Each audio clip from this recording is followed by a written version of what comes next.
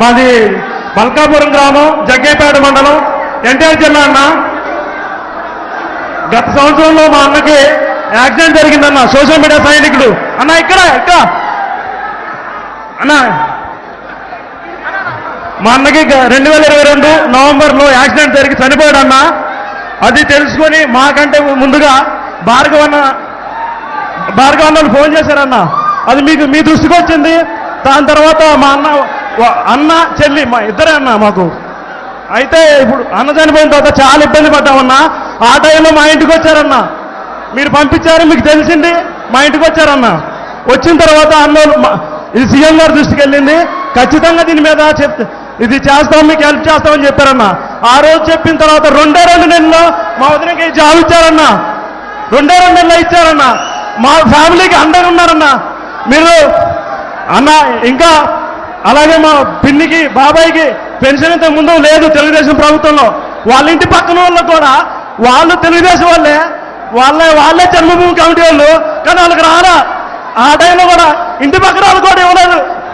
కానీ ఇప్పుడు వాళ్ళకే వస్తున్నాయన్న, మాకు వస్తున్నాయి. వాళ్ళు కూడా మొన్న ఈ మధ్య చెప్పారన్న, ఒక ఆడవా మేము కూడా వేస్తాం, మా భర్తకు తెలియకుండా జగన్కి వేస్తామని చెప్పారన్న.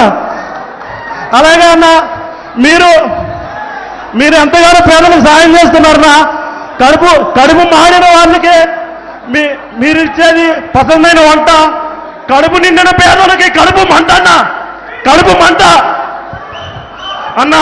ఆ పెత్తందారులు చేసిన గాయం ఆయన మీరు మాకు చేస్తున్నారు సాయం అన్న.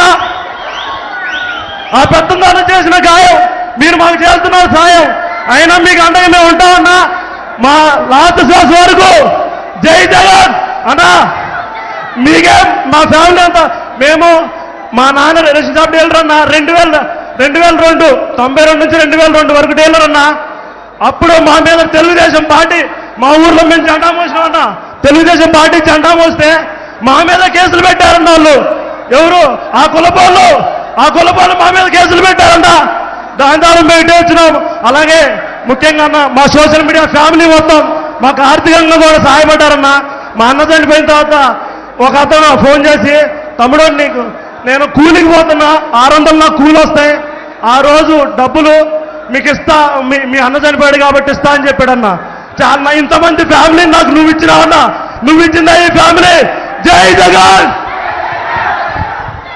అన్నా. ఇప్పుడు ఇటుపక్క